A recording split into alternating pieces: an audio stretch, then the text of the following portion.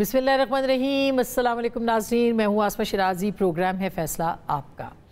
नाज़रीन, post Pakistan India जो conflict है या जो तनाज़ा है, इसके बाद से मुख्तलिफ हिंदुस्तान के वफूद भी दुनिया भर में जा रहे हैं और अपनी जो उनका पॉइंट व्यू है, उनका जो नैरेटिव है, उसको लोगों के सामने रखने की कोशिश कर रहे हैं। गो कि अभी तक उनको कोई बड़ी कामयाबी इस सिलसिले में नहीं मिल सकी। लेकिन दूसरी तरफ पाकिस्तान का वफ़द भी अब वाशिंगटन के दौरे पर पहुँच चुका है और बिलावल भुट्टो ज़रदारी इस वफ़द को लीड कर रहे हैं। हिंदुस्तान के नैरेटिव के मुकाबले में पाकिस्तान को जिन मौज़ूआत पे बात करनी है वो कौन से हैं, किस तरह से इस पूरे मामले को लेके आगे चलेंगे। और साथ ही साथ एक बड़ी डेवलपमेंट ये भी हुई है कि G7 मुमालिक का जो इजलास था कनाडा के अंदर, उसमें पहली बार पिछले 6 बरसों में पहली बार हिंदुस्तान को उसमें इनवाइट नहीं किया गया। और जाहिर है कि कनाडा और हिंदुस्तान के जो तनाज़ात हैं उसकी बुनियाद के ऊपर ये एक बहुत अहम पेशरफ्त है। हिंदुस्तान आइसोलेशन में है इस वक्त और देखा जाए तो डिप्लोमेटिकली जो उनके जो बहुत सारे एवेन्यूज़ हैं उनके ऊपर उनको मुसलसल शिकस्त और हजीमत का सामना भी है। लेकिन दूसरी तरफ पाकिस्तान एक जो पोस्ट कॉन्फ्लिक्ट सिचुएशन है उसके अंदर कहाँ खड़ा है, उसको क्या क्या देखना है, उसको दुनिया को कैसे मनवाना है अपने नैरेटिव के हवाले से, अपने पॉइंट ऑफ व्यू के हवाले से और अपने जो इंडस वाटर ट्रीटी के हवाले से। अगर देखा जाए हिंदुस्तान का जो पानी रोकने का थ्रेट है, कश्मीर का मसला है, हिंदुस्तान की टेररिज्म है पाकिस्तान के अंदर, इन सारे मौज़ूआत पे क्या पाकिस्तान कन्विंस कर पाएगा दुनिया को, वाशिंगटन को, कैपिटल हिल्स को कि कहाँ पाकिस्तान खड़ा है। तो इस पूरे सिलसिले में हमने कोशिश की है प्रोग्राम के हिस्से में हम बात करें। हमारे साथ इस वक्त मौजूद हैं माइकल कुगलमैन, जो कि साउथ एशिया जो मामलात हैं उसको देखते हैं, एक्सपर्ट हैं। इसके साथ साथ मुख्तलिफ अखबारों और मैगज़ीन्स में लिखते हैं, जिसमें फॉरेन पॉलिसी मैगज़ीन भी है और इसके अंदर जो है वो दीगर जो इदारे हैं, ख़ास करके वाशिंगटन पोस्ट, न्यूयॉर्क टाइम्स, उनके लिए भी ये लिखते हैं। तो उनसे हम बात करते हैं, जानने की कोशिश करते हैं कि इस वक्त इस तनाज़े के बाद पाकिस्तान और हिंदुस्तान की सूरत हाल क्या है। So thank you so much Michael for joining us tonight on our show and very warm welcome to you. Thank you. Very great to be here with you. Thank you so much, Michael. I just want to start with the question that recently India-Pakistan conflict and post-India-Pakistan conflict, there are so many things and it's a ceasefire time now. But do you think this conflict can escalate, the situation can get worse in near future? Well, and if you look at the history of India-Pakistan relations, there is a pattern that when things get really bad with a serious crisis or indeed a war, that you do sometimes see a period of calm. And if we look at the last serious crisis between India and Pakistan in 2009, when you had the Pulwama Balakot crisis, 2 years after that crisis, India and Pakistan came together and they signed a new truce, a new LOC truce in 2021. So I think that suggests that perhaps there's a possibility for the relationship to improve. But I would actually argue that these past historical patterns may not apply in this case. And one reason for that is that the conflict that India and Pakistan were involved in last month was especially serious. I would describe it as the most hostilities we've seen between India and Pakistan since their war in 1971. And when you have such a serious conflict with such high levels of escalation, it takes a long time to walk that back. So that's one reason why I think it'll be difficult to de-escalate. The second reason is the fact that you had so many steps taken by India during the early days of the crisis that were punitive in nature. They were not military steps. They were non-military, things like suspending the Indus Waters Treaty, shutting down the only open land border, and cutting off all trade with Pakistan.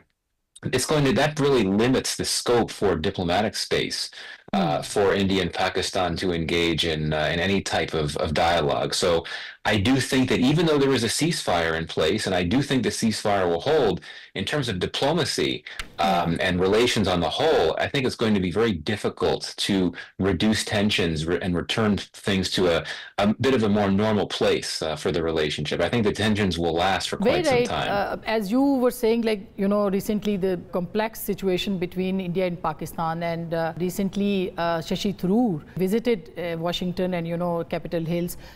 Do you think they could achieve anything out of it, and what compelled them to go over there with their narrative? It's very striking that India has put together this major set of delegations that it's sending all around the world, almost to every corner of the world, not just the United States. This is a government in India that likes to project itself as being very confident, very nationalistic, and doesn't really care what critics think. And yet, it really is looking to get international buy-in. The fact that it's sending these very prominent members of parliament and former ambassadors to every corner of the world. So I think that's a bit of an irony right there. I think that on one level, India already has the world's support. I mean, one of India's major goals with this delegation is to Yeah. try to focus the attention back on terrorism and what it of course views as Pakistan-sponsored terrorism in India. And I would argue that Washington and other key capitals, particularly in the West, are very sympathetic to these Indian concerns about this idea of India being targeted by terrorist attacks that have some type of link to Pakistan. There is a lot of support, I would argue, from Washington and other capitals for that. However, I think that the issue here is that what we saw in this most recent crisis, and this has been a pattern in terms of recent crises, initially you had an attack, which I would describe as an act of terrorism, but then it provoked a certain response in which you had Indian airstrikes, and then you had an escalation, and you had a brief conflict. And for much of the world, including Washington, the attention focused at that point away from terrorism and more toward the issue of escalation, and especially nuclear escalation risks. That became a big concern for Washington and others. And India would prefer that the world not focus as much on the nuclear escalation risks and would focus more on the terrorism issue. And that's where I think New Delhi will have some challenges with this delegation. It's not going to get the world to simply overlook the idea of nuclear escalation risks. It's only natural, given that India and Pakistan have nuclear weapons, and given that they have been willing to engage in military hostilities against each other under the nuclear umbrella, it's only natural that when India and Pakistan have a military crisis, that Washington and other capitals will be very concerned about that, and they'll think more about escalation risk than they will about the terrorism issue. So bottom line, I think India, the delegation will be able to get that sympathy that it's already gotten from the world on the issue of terrorism, but it's not going to be very easy to convince the world to simply overlook this idea of nuclear escalation, just because that's something that's very hard to overlook, given the dynamics, given the escalation dynamics we've seen between India and Pakistan, and given the concerns that many key capitals have had. Yeah, very right. Well, indeed, it's a very good analysis, because, and I'm glad that you highlighted this nuclear escalation thing in India and Pakistan. But now Pakistani delegation is also there, led by Bilawal Bhutto Zardari. Do you see Pakistan can come up with some different narrative over there, though President Trump is very welcoming and he is giving statements in favor of Pakistan? How do you see Pakistan's narrative, or how do you see Pakistan's position on the landscape? Yeah, so I think that Pakistan's delegation, like India's, will have both successes and challenges in these efforts. I think for Pakistan, where it will be able to be effective is in essentially getting the world to understand that you have a flashpoint between the two on the subcontinent, and that we've seen a situation in the most recent crisis and in previous years as well, when you have Indian military action that provokes crisis that raises concerns about nuclear escalation risks. I suspect that will be something that the Pakistani delegation will discuss, and there will be sympathy from interlocutors in the U.S. about that risk of nuclear escalation. But I think that other talking points that the Pakistani delegation will bring to the table will be less successful with those. One will be the issue of Kashmir. I mean, I'm quite sure that Pakistan will want to take advantage of the fact that President Trump had called on the two sides to focus on resolving the Kashmir dispute. And I think Pakistan will want to use that as an opportunity to get Washington and other global capitals to focus more attention on this issue. However, we've seen a pattern for many decades, particularly recent years, of Washington not really wanting to delve into that issue, mainly to defer to the Indian position, which is, of course, for there not to be any third-party mediation in the Kashmir issue. So I don't think that the delegation will get very very far on that front. And on the issue of terrorism, I suspect that another one of the points that the Pakistani delegation will make is that Pakistan is the victim of terrorism. It's not the perpetrator. India carries out, sponsors terrorism in Pakistan. You know, that those are talking points I'm sure that the Pakistani delegates will make. But again, the U.S. has tended to be sympathetic to the Indian position, that India is a victim of Pakistan-sponsored terrorism. Though I certainly think that you'd get a view in Washington that Pakistan, quite frankly, is both a victim of and sponsor of terrorism historically. So it's going to be a tough discussion, but I think that you will see Pakistan be able to make some headway in getting its perspectives forward, but in other areas, like with the Indian delegation, there will be setbacks. There is a war of narratives between India and Pakistan right now on global scene. This war is on various fronts, like it's on media, it's on diplomacy, it's on economy, it's on, militarily they are competing with each other. Do you think Pakistan, with its limited resources, it has some unlimited impact on the world right now, and Pakistan is dominating right now? What do you think? I think that really comes down to the nature of the Pakistan relationship with the U.S. at this point, which has actually been bolstered. It's been strengthened by the aftermath of this crisis, given the things that President Trump has said, calling for a resolution on Kashmir, highlighting the importance of talks, things like that. That helps U.S.-Pakistan relations, because those are the very messages that Pakistan wants the U.S. to be putting out there. But I really think that that eventually things will move on. I think that the Trump administration is not going to remain that focused on Pakistan as memories begin to fade of this very dangerous conflict that played out. And so, in that sense, I think this delegation in Washington might make more headway if it talks about issues that didn't necessarily have any relation to the recent crisis. So we've seen, for example, that the Trump administration is very interested in crypto issues. It's very interested in critical minerals in Pakistan. So I think that that's where the conversation could be most productive in terms of how the Trump administration would look at its own interests and its objectives in Pakistan. So, I think in that sense, if Pakistan were to try to make this pitch to the United States that based on this recent crisis, that the U.S. needs to completely focus its attention on the Kashmir issue, or completely focus its attention on what India might be doing to sponsor violence in Pakistan, I don't think that would go over very well. I think that the focus would have to remain on these fairly small set of issues that have nonetheless gotten the attention and the interest of U.S. officials, including Trump himself. And that certainly includes the critical minerals. It includes the issue of crypto and also trade, for sure. President Trump always wants to talk about trade. His administration always wants to focus on that. So trade issues, I think, would be a good place to start any conversation as well. And Pakistan, I think, has some urgency here, given that, Pakistan, like India and several other countries in South Asia, was hit by pretty significant reciprocal tariffs by the Trump administration that are paused now, but could go back into effect after the pause ends in early July. As you said, that Kashmir is on center stage right now, and naturally it should be.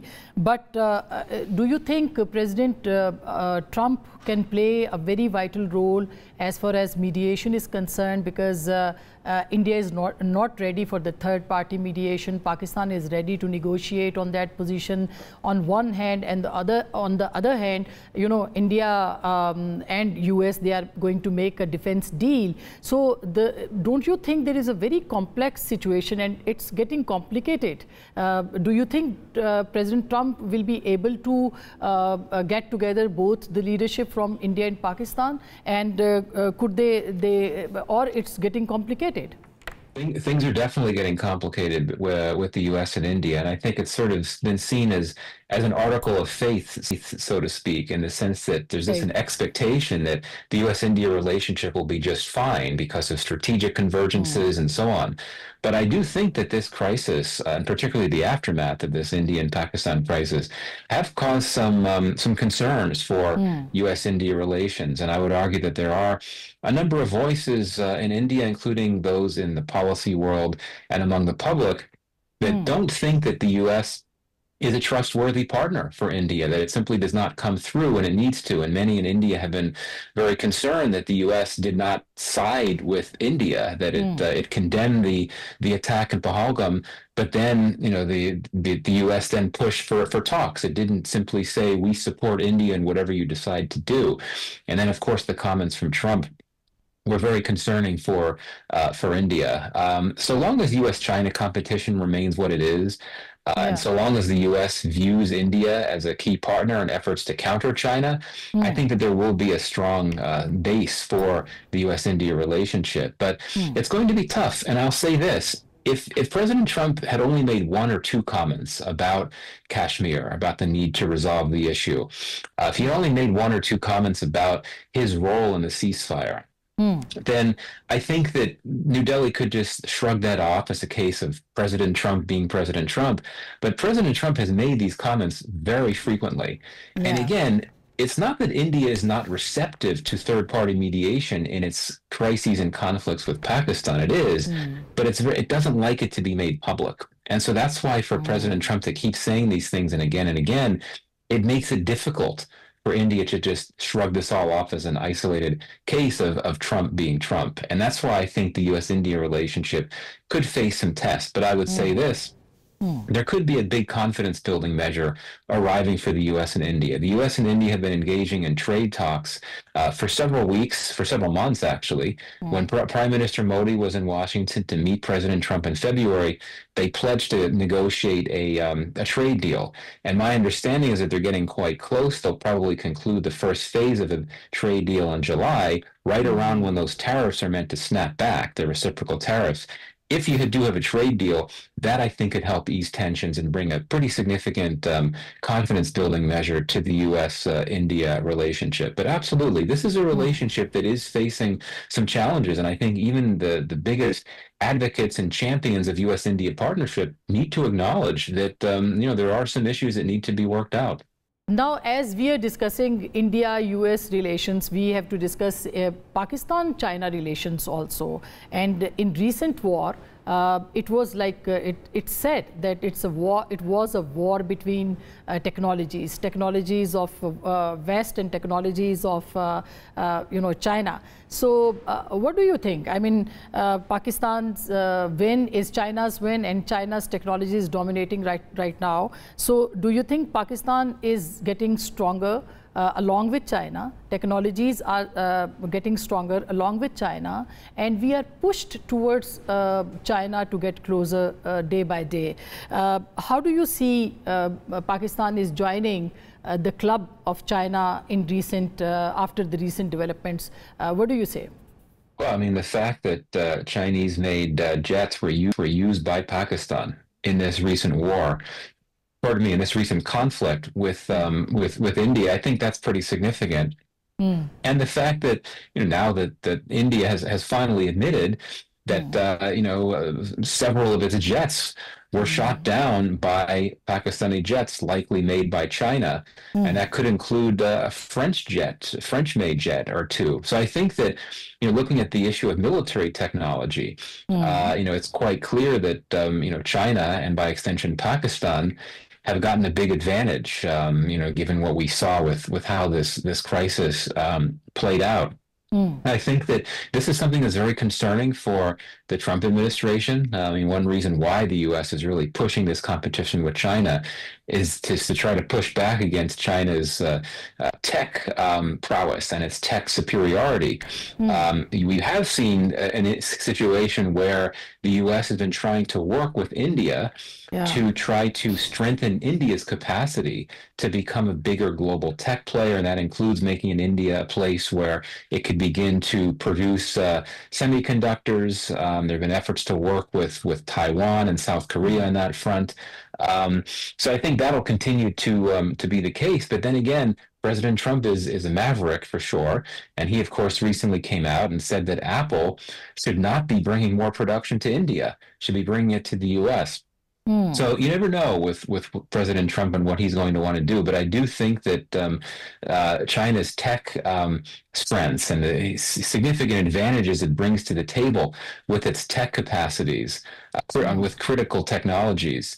This is really significant, and I think it's something. It poses a challenge for the U.S. and it poses a challenge for India and others that see China's tech prowess as a major concern and challenge. Yeah, it is indeed. And you know, India is a big economy. There is no comparison. I mean, as long as size is concerned, you know, their development, their economy, the size of economy, the media narrative, and you know, everything. Can you endorse it that Pakistan, being said that it's a smaller country as compared to India, now their chief of defense or defense chief, they are Anil Chauhan, he has admitted that India has lost jets in recent conflict.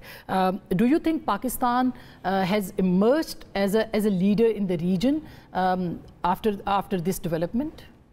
I think that there are many in India and perhaps elsewhere as well that have really underappreciated Pakistan's military capacities and its capacity to essentially hold its own against India, which indeed is a much larger, wealthier, more powerful country than Pakistan.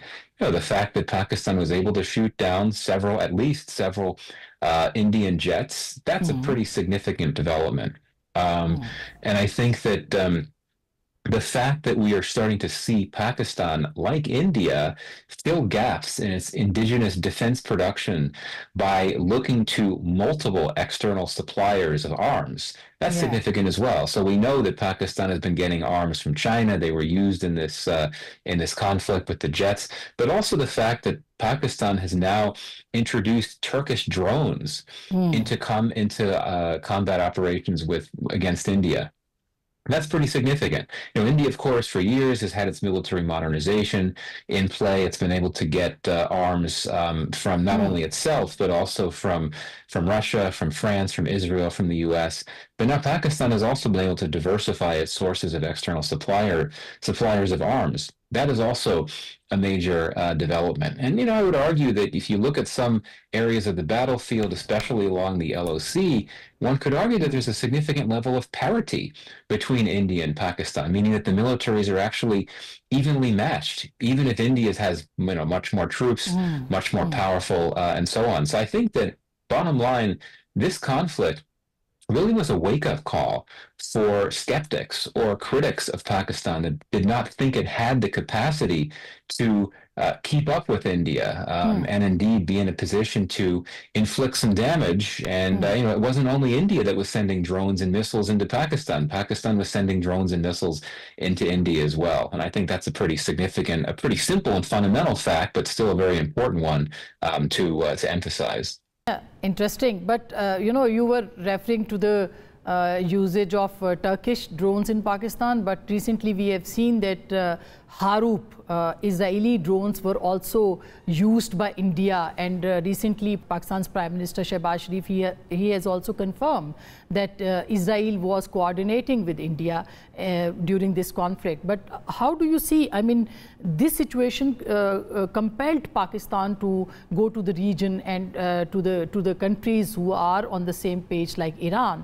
So how do you see the situation, I mean, and the statements recently given by the army chief and Prime Minister there in Tehran, what kind of relationship is building up and how important it is? Yeah, it's a good question. I mean, as you know, Pakistan has historically had very good relations with most of the Arab Gulf states. It has a friendly relationship with Iran, by contrast, but there have been tensions in that relationship because of concerns about cross-border violence. And it was last year when Iran and Pakistan briefly had that military exchange, military conflict.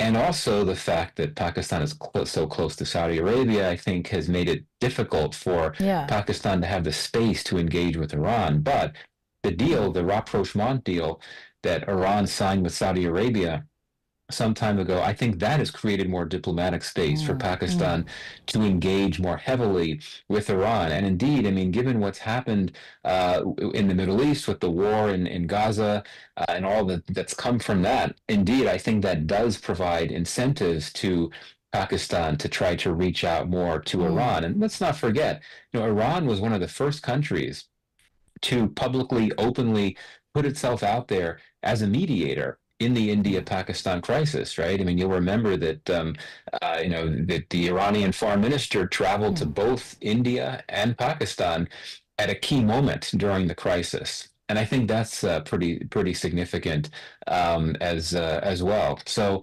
yeah, I think Pakistan is in a place where it needs as many partners and friends and allies as it can get.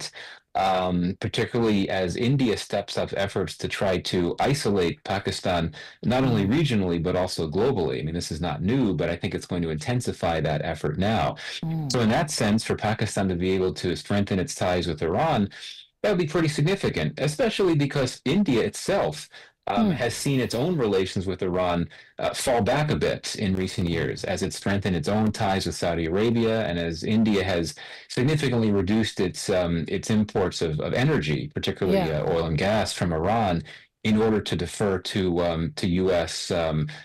Sanctions issues. So I think it is an opportunity for Pakistan, but I do think that at the end of the day, Islamabad's closest relationships in the Gulf are with Saudi Arabia and Qatar and the UAE. Yeah, Michael, as long as we are going to conclude this show, but the second last question to you is this about the water crisis and water situation in Pakistan. And India is threatening Pakistan again and again. And the situation of Indus Water Treaty is also in front of the world.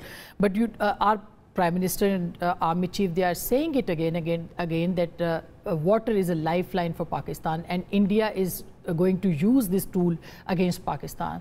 Do you think anybody in the world or any influential power can stop India not to use this tool against Pakistan?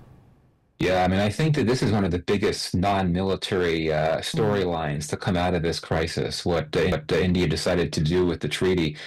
I think this will certainly be something that the Pakistani delegation traveling to Washington and elsewhere will want to bring up, trying to get support for its view that India illegally, unethically, immorally pulled out of the treaty. But that'll be difficult because at the end of the day, there's not too much that the international community can do. It's a bilateral treaty. Indeed, it was negotiated by the World Bank, and the World Bank is a co-signatory to the treaty. But I think even the World Bank might be limited in terms of what it can do. I think what might be helpful for the Pakistani delegation and the Pakistani government more broadly is to try to better inform the world about the longer-term risks for Pakistan, the water insecurity risks. If India follows through and does not come back into the treaty, I don't think it will, quite frankly. And if it takes steps in the months and years ahead that could, cut off water from flowing into Pakistan, I think that many in Washington and elsewhere wouldn't necessarily know about Pakistan's water situation, wouldn't know that even at the best of times, it's a very water insecure state, and that climate change effects are making this all worse. So maybe if there was just more of an effort to educate key interlocutors about the water insecurity that Pakistan faces and how that could be worsened by this decision by India, perhaps that could create a useful dialogue. But I don't think you're going to have a case of a credible effort, or you're not going to have a substantive effort on the part of the international community to try to pressure India to come back into the treaty. And even if that were to happen, I don't think New Delhi would be inclined to return to the treaty. My sense is that for quite some time, India had been looking for an opportunity or an excuse to back out of the treaty. It had signaled it might be considering doing that in 2016, did not follow through. It found an opportunity in this case, and it doesn't feel the treaty is fair. It feels it's biased toward Pakistan, and so I think that it would be very difficult for anyone to convince India to come back to it. Which means that for Pakistan, the goal is to better strengthen its capacities to manage the challenges, the water insecurity challenges that could come from a situation where there is no Indus Waters Treaty, and that's where perhaps the international community could be helpful. One last question, Michael. I just want to ask you, as you are a very well-aware person and you are well aware of the situation, the night of 6th and 7th and night of 9th and 10th of May, what happened actually, and do you think the US rescued India, as you know, the war was totally against India at that time when US interrupted it. So what do you think, I mean, about the situation of the ceasefire? Yeah, I mean, there's so many questions about the U.S. role in the mediation and the ceasefire. You know, I mean, we'd seen the State Department had been pretty engaged throughout the crisis, and Secretary of State Rubio was in touch with his counterparts in India and Pakistan several times before the ceasefire was announced. But I think that, quite frankly, it was when, you know, the escalation was continuing, and you had this significant rise in hostilities, especially when the drones and the missiles were launched on both sides. And I think when you start having cases of things like the, you know, India targeting the Noor Khan base in Rawalpindi, I think that's when the Americans started to get increasingly concerned, and particularly Vice President Vance, who, you know, has the authority to call up Prime Minister Modi, which he did. And so I think that it was the escalation risks on the part of the escalation risks, and particularly concerns about possible nuclear escalation risks, which prompted the U.S. to get more involved. And this, of course, follows a pattern if you look at cases of U.S. diplomatic interventions in previous India-Pakistan crises over the last few decades, since 1998, when, you know, when they start to get concerned about escalation risks that could become nuclear, that's when the U.S. gets involved. I don't think that that the U.S. directly mediated the ceasefire talks. I think that India and Pakistan did that themselves. But I do think that you know, the U.S. was urging both sides very robustly to focus on winding things down. And, you know, the final point I'll say on this is that I would argue that you know, as much as tensions were so high between India and Pakistan, as much as the hostilities were so sharp, I think that by the time we got to that Friday night, Saturday morning period before the ceasefire was announced, both countries, India and Pakistan, they had enough to be able to declare victory and sell that victory to their publics, that they could be comfortable deciding to stop fighting. And so in that sense, the U.S. may not have had to do as much as President Trump had suggested it had to do to get the two sides to step away from the brink. Bottom line, President Trump might have overstated the role of the U.S. in the mediation, but I think the Indian side may be understating or underplaying the role that the U.S. had. It was quite engaged, and it did play a role, but it was not directly mediating the ceasefire talks between India and Pakistan, so far as I can understand. Thank you so much, Michael, for joining us tonight at Hum News.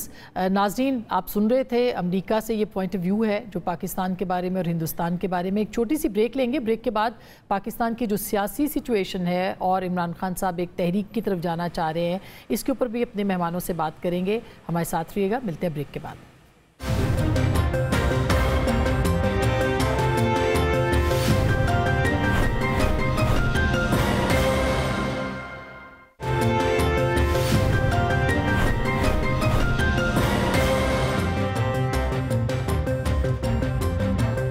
Welcome back. एक दफ़ा फिर आपको खुश आमदीद कहते हैं। Programme के इस हिस्से में हमारे साथ मौजूद है जनाब फैसल चौधरी साहब, पाकिस्तान तहरीक इंसाफ के रहनुमा हैं और ख़ान साहब के वकील भी रहे हैं। बहुत शुक्रिया। हमारे साथ बैरिस्टर अकील साहब हैं, वज़ीर मुमलिकत हैं कानून और इंसाफ के, और हमें ज्वाइन कर रहे हैं PMLN से। बहुत शुक्रिया आपका भी।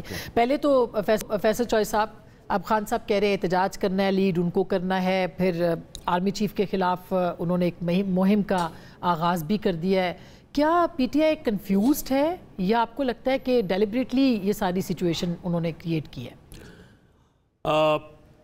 एक आपकी सेंटेंस से मैं इख्लाफ करता हूँ कि आर्मी चीफ के खिलाफ कौन सी मुहिम का आगाज़ किया। ये जो उन्होंने कहा है कि बुशरा बीबी साहिबा को इसलिए अंदर किया गया है कि उन्होंने हटाया था, और फिर वो, हालांकि फैक्ट्स तो बिल्कुल डिफरेंट हैं, उनको उनकी करप्शन पे और आज तक इसका डिनाइल नहीं हुआ था। गुजारिश है कि ये कॉन्टेक्स्ट जो है, रेफरेंस टू द कॉन्टेक्स्ट क्या है, इमरान खान साहब क्या बात कर रहे हैं, उस पर जो है बात करनी होगी, क्योंकि वहाँ से जो बात आती है ना, वो सिर्फ अपनी मर्ज़ी की टर्न एंड ट्विस्ट करके बता देते हैं। ये जो उनके ट्वीट भी गालिबन आया है, मैं समझता हूँ कि इस मौके के ऊपर मैंने खान साहब से मैं दरख्वास्त की है, दोबारा भी करूँगा कि ये बातें ना करें।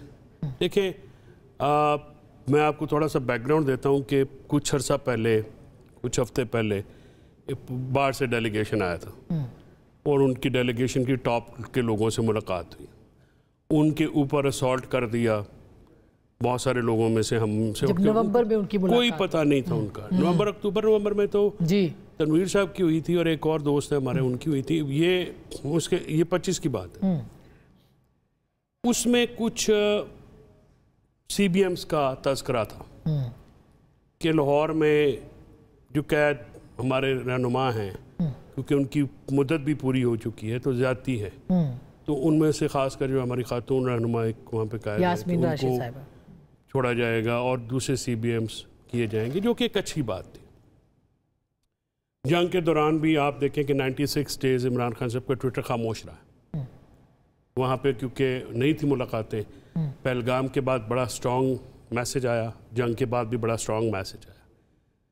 ये जो 96 डेज ट्विटर की और डेट्स नहीं पड़ी और वो जिस तरह से मामला हुआ, उसका रिटर्न क्या दिया?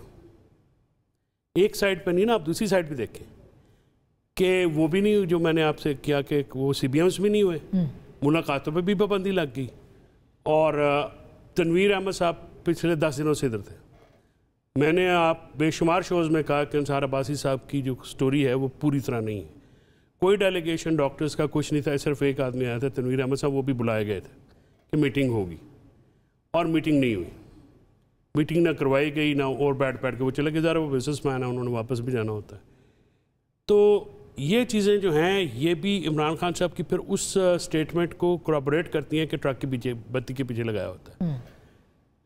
लेकिन फिर भी मतलब हम तो ज़रा और तरह के लोग हैं। इमरान खान साहब तो ज़रा ये बर्दाश्त नहीं करते, आप उनसे बात भी करते हैं या मैसेजिंग इनडायरेक्टली भी जाती है, जो भी जाती है फिर वो पूरी भी नहीं होती।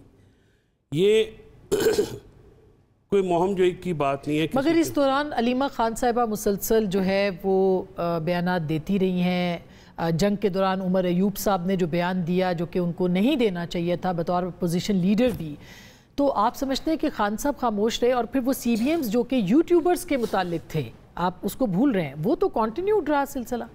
गुजारिश ये है कि मैं खुद ज़ाती तौर पे आपसे एग्री करता हूँ, जंग के दौरान बहुत सारी गुफ्तगू हुई, लेकिन पता है मैटर नहीं करते ना उमर। जब खान साहब की ट्वीट आ जाती है फिर बाकी तो कोई मैटर नहीं करता, बाकी जो मर्जी कहें, कहना नहीं चाहिए, उसमें कोई दूसरी राय नहीं है। देखिए कुछ वक्त ऐसे होते हैं कौमों की ज़िंदगी में, यहाँ पे इफ्स एंड बट्स नहीं किया, ठीक है।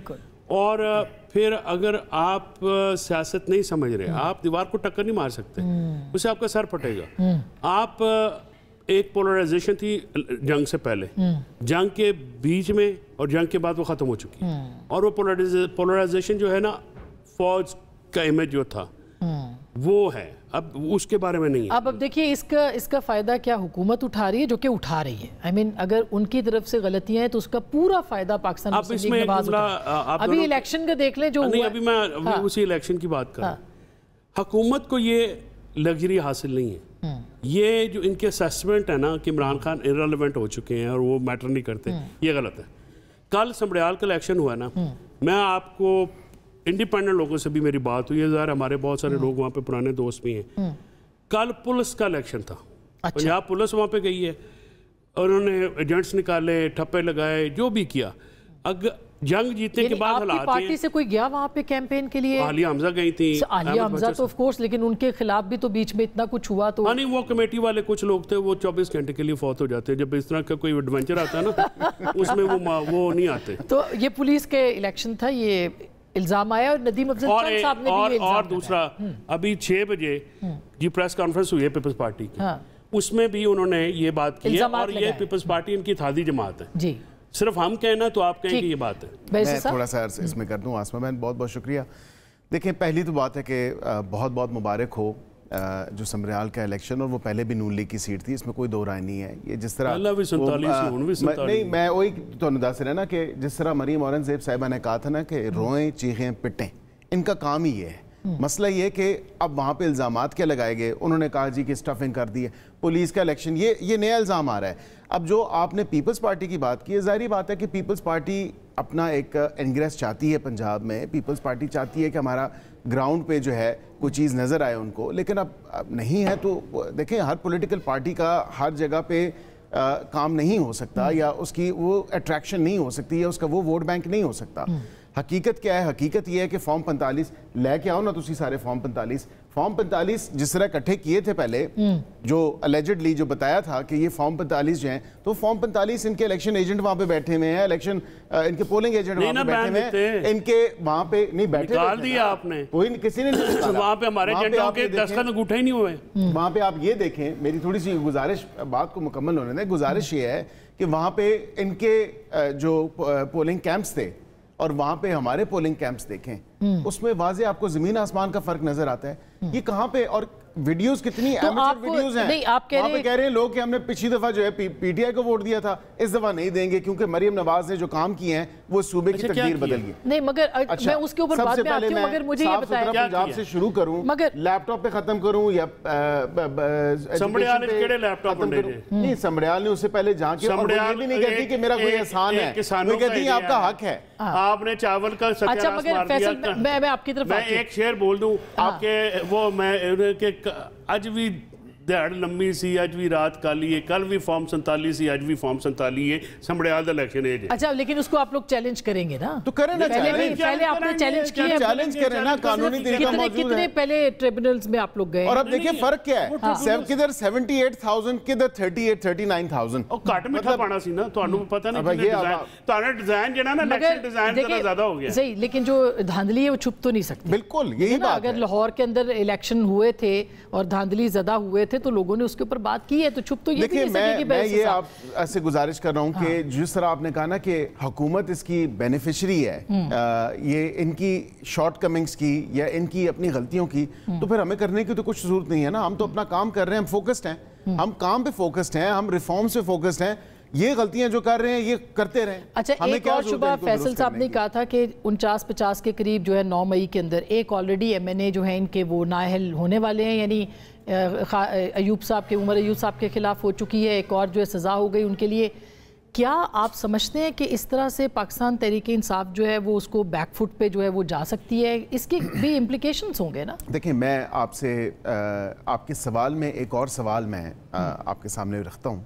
آسمہ بہن، جن لوگوں نے 9 مئی کا افسوسناک واقعہ کیا ہے اور ایک کیئرفلی پریسیجن کے ساتھ، پلاننگ کے ساتھ، کوارڈینیشن کے ساتھ وہ تمام تر معاملہ ہوا، اگر اس میں سٹنگ ایم این ایز اور ایم پی ایز اگر موجود ہیں اور وہ انڈر ٹرائل ہیں اور اگر پروو ہو جاتا ہے، ان کے خلاف ایسے شواہد موجود ہیں جو کہ پروو ہو جاتے ہیں ان کورٹ آف لا، تو پھر آپ مجھے بتائیں کہ کیا وہ کسی آئین اور قانون سے بالاتر ہیں؟ نہیں ہے نا، کورس نہیں ہے، مگر پھر فیئر ٹرائل ہونا چاہیے نا، فیئر ٹرائل ہونا چاہیے۔ یہ ٹرائل وہ ہیں جو ATC میں ہو رہے ہیں، انسداد دہشت گردی کی عدالتوں میں ہو رہے ہیں، مطلب یہ کوئی، کیا اس بات کا شبہ ہے کہ اگر یہ سزائیں ہو جائیں جو کہ لگ رہا ہے ہو جائیں گی تو پھر مستعفی بھی ہو سکتی ہے پی ٹی آئی؟ دیکھیں میں سمجھتا ہوں کہ ان کو اگر واقعتاً اتنا کوئی اس حوالے سے ہے تو پھر توڑیں، پہلے بھی اسمبلیاں توڑی تھی، KP کی اسمبلی توڑ دیں، وہاں پہ تو ان کی حکومت ہے نا۔ فیصل صاحب سن رہے ہیں آپ؟ وہاں پہ تو ان کی حکومت ہے، KP کی اسمبلی توڑیں، وہاں پہ تو مولانا ان کے خلاف جو ہے وہاں کی کرپشن تحریک شروع کرنے والے جو ان کے کل تک جن کو اپنا اتحادی بنانے والے تھے۔ یہ گزارش یہ ہے کہ کوئی عقل کا اندھا ہوگا جس نے پولیٹیکل کیس کیے ہوں اور جس کو یہ نہ پتا ہو کہ 9 مئی کے کیس میں ابھی بھی لینینسی نہیں ہے، 40 دن کی ڈائریکشن سپریم کورٹ نے کر دی ہے۔ سپریم کورٹ کی نیت پہ میں بالکل شک نہیں کرتا، اچھی نیت کے ساتھ انہوں نے کہا 2 سال ہو گئے ہم نپٹائے اس کو۔ ٹرائل کورٹس میں حالات یہ ہیں کہ شاہ محمود قریشی، یاسمین راشد، محمود رشید، اعجاز چودھری، چیمہ صاحب کے ہینڈ ریٹن لیٹر ہے کہ ضابطے کو بلڈوز کر کے ایویڈنس ہماری ایبسنس میں ریکارڈ کیا جا رہا ہے۔ فیصلہ آباد میں پروسیکیوشن کا ایویڈنس ڈے ٹو ڈے کر کے مکمل کر لیا۔ اب جو لوگ اس میں شامل ہیں، ٹھیک ہے، جن کا وہ نامنیٹ کوئی میرٹ پہ نہیں ہے، یہ بھی میں آپ کو بتا دوں، پی ٹی آئی کے ایم این ایز ہوں، 35,000 بندہ انہوں نے جو رپورٹ جمع کرائی ہے نا سپریم کورٹ میں، یہ جی 35,000 بندہ راؤنڈ اپ کیا ہے۔ مجھے بتائیں 4 جگہوں پہ آگ لگی ہے، 35,000 بندہ وہاں پہ تھا۔ دیکھیں نا زیادتی کی بات۔ اچھا چلیں اس کے اوپر جائے گی، بات لمبی ہو جائے گی۔ اگر آپ کے لوگ نااہل ہوتے ہیں، جو کہ آپ نے خود ہی ایک انٹرویو میں یہ بات تو ہوں گے، وہ آپ کو لگ رہا ہے ہوں گے، تو پھر کیا خان صاحب مستعفی ہونے کا بھی کہہ سکتے ہیں اپنے ایم این ایز کو؟ یہ تو دیکھیں مستعفی ہونے کا کہہ سکتے ہیں یا نہیں کہہ سکتے، وہ تو اب علیحدہ بات ہے۔ بات یہ ہے، ڈیپینڈ کرتا ہے نا کہ یہ تحریک خان صاحب کی کال ہے، جیل سے بیٹھ کے تو ظاہر وہ خود نہیں چلا سکتے، لیکن وہ کہہ رہے ہیں میں چلانے۔ دیکھیں میرے خیال سے جو مستعفی کی آپ نے بات کی نا، میں یہ ضرور بتاؤں کہ کیونکہ ایک ریفرنس جو ہے وہ آلریڈی عمر ایوب صاحب کے خلاف، اچھا وہ ریفرنس ہے کیا؟ वो रेफरेंस जो फाइनेंशियल इरेगुलरिटीज हैं या डिस्क्रेपेंसीज हैं उनके ऊपर है। नहीं तो आज 1.5 साल बाद याद है मेरे ख्याल से जो उनकी declarations as members of national parliament senator या एमपी हम देखेंगे हर साल में को तकरीर की सजा मिलनी जिन्होंने की है। नहीं उनको अगर सजा दी और उनको जरा ज्यादा वो बढ़ गए थे हदूद का यूथ से तो उनको वो सजा मिलनी है। अच्छा आप होना ये है कि आप 35 अदालत ने स्टे दिया था ना उनको। नहीं 35-40 सीटें जो अगर आपकी फारग हो रही वो फारग होंगे खाली होंगी इलेक्शन होंगे उस पर आप रिगिंग करेंगे फॉर्म 47 फिर लेके आएंगे उसमें पीटीआई आएगी दोबारा। पीटीआई को आना चाहिए। पीटीआई अगर पॉलिटिकल जमात है अभी तक तो उन्होंने कोई पॉलिटिकल फैसला तो नहीं किया। एहतजाज तो अल्हम्दुलिल्लाह जो बाहर जो लोग हैं हमारे उनको पॉलिटिक्स आती नहीं है। तो खान साहब कहते हैं कि मैंने लीड करनी है तो वो किसी को बनाए ना नॉमिनेट तो करें। वो भी अंदर से कैसे लीड कर सकते हैं खुद बताइए आप। नहीं वो तो आप देखें ना जो लीड कर सकते हैं या जिस तरह से एक तो मैं आपको ये बताऊं मैंने खान साहब से बात बिल्कुल 23 अप्रैल को मैंने कहा था कि इस ऑर्गेनाइजेशन के साथ तहरीक नहीं चल सकती। ना माहौल है ना मौसम है ना कोई उसकी देखें ना बिल्डअप होती हैं तहरीकें बिल्डअप होती हैं ना आप बारों में गए ना मजदूरों के पास गए ना किसानों के पास गए। केपी गवर्नमेंट से तो आपने 5 करोड़ रुपया दिलवा दिए लाहौर और हराम है किसी जगह पेश होते हो मतलब वो पेश ही नहीं होते। इधर हमारे जो दोस्त हैं दरवाजे तो आपके मुताबिक गलत फैसला किया है उन्होंने खान साहब ने। देखिए ना आप मुझे याद है कि सुप्रीम कोर्ट बार की मुलाकात हुई तो खान साहब ने पैसे देने से इनकार कर दिया। उन्होंने कहा जी मुल्क पे पैसे कोई नहीं है। नहीं आई मीन एहतजाज का जो आप कह रहे हैं इसका मतलब गलत फैसला है। और मैं समझता हूँ कि उसका टाइम भी नहीं ठीक है और खान साहब को जो असल में पता क्या मसला होता है आसमा होता ही है जी कि यहाँ से ये जो लोग जाते हैं ना ये बाहर आपको मुझसे ऑफ द रिकॉर्ड बात करेंगे ना कहेंगे यार ये पता नहीं कौन से वक्त में पड़ गए अंदर जाके खान साहब को कहते हैं आपके लिए तो 4 लाख बंदा बाहर तैयार है। अब मुझे बताया मैं जेल में हूँ मुझे अगर 4 लाख तो बहुत बड़ी अमाउंट होती है 1.5 लाख बंदा 50,000 बंदा लाख बंदा निकला है ना मुझे नहीं जरूरत। तो इसका मतलब है कि गवर्नमेंट सत्ते खैरा में कोई चैलेंज नहीं है। अल्हम्दुलिल्लाह आप लोग इतनी नकम्मी इतनी ना है ये तो आप लोगों की वजह से है इतनी अपना जो है लैक लस्टर की गवर्नमेंट अब ये इल्जाम दोबारा लगा लें। अच्छा खुशकिस्मती चेक करें। हमारी जर्नैल बहादुर मिल गए एयरफोर्स बहादुर मिल गई नेवी बहादुर मिल गई और अपोजिशन इनको वो मिल गई इकोनॉमिक रिफॉर्म्स कर रही है से आज तक रैली लीगल रिफॉर्म्स कर रही है। बहुत शुक्रिया हाउस से बाहर ही नहीं निकलते। बहुत शुक्रिया। तो इसका मतलब है कि आपका कंट्रीब्यूशन है इनकी हुकूमत को चलवाने में। नहीं पूरा 100% उन्हीं की। बहुत शुक्रिया थैंक यू सो मच। गुफ्तगू नाज़रीन आपने सुनी फैसला आपका।